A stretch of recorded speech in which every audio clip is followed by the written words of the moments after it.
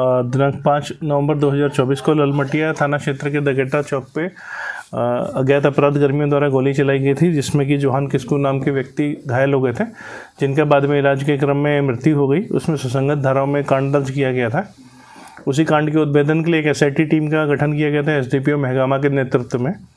आज उस SIT team ने उस कांड का सफलतापूर्वक उद्भेदन कर लिया है और इस कांड में संलिप्त अपराध कर्मियों में से 3 अपराध कर्मियों को गिरफ्तार कर लिया गया है, जिनका नाम है विपिन किस्कू, बिटुआ हेम्ब्रम और मजीबुल अंसारी। ये तीनों ललमटिया थाना क्षेत्र के ही रहने वाले हैं और इन्होंने आपसी रंजिश और ज़मीनी विवाद के चलते इस घटना को अंजाम दिया था।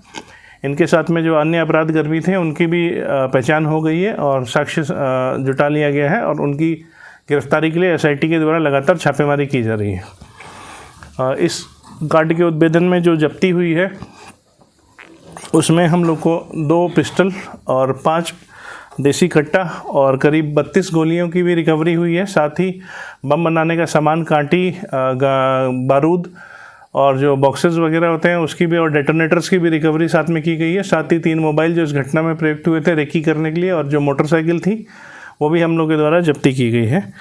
और इसमें हम लोगों ने ये भी पाया है कि जो 2 अपराध कर्मी हैं, जो विपिन किस्कू और मजीबुल अंसारी हैं, उनका पूर्व में आपराधिक इतिहास भी रहा है। बलात्कार के कांड में ये आरोपित रहे हैं और दूसरा रंगदारी के केस में भी इनके ऊपर केस दर्ज किया गया था ललमटिया थाने में ही।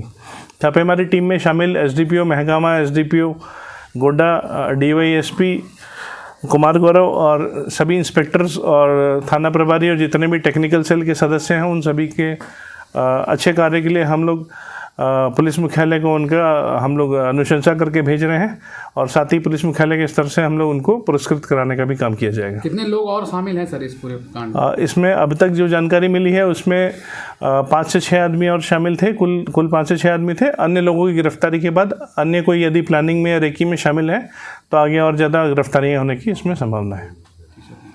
अन्य आदमी के छापेमारी जारी है, इसलिए अभी हम लोग डिस्क्लोज उसको नहीं कर रहे हैं ताकि भाग नहीं जाए वो कहीं। ये अंतर्राज्यीय घटना है या नहीं? ये प्योरली घरेलू रंजिश और ज़मीनी विवाद को लेके घटना हुई है। जो अपराधी हैं वो मृतक के रिश्तेदार भी दूर के लगते थे और पुराने कई केसेस में जो मृतक था उनका भी आपराधिक इतिहास था, साथ ही अभियुक्तों का भी आपराधिक इतिहास है। और इसमें जो रेकी की गई है ज़मीनी विवाद को लेके ही, ये पहले भी रेकी की जा रही थी।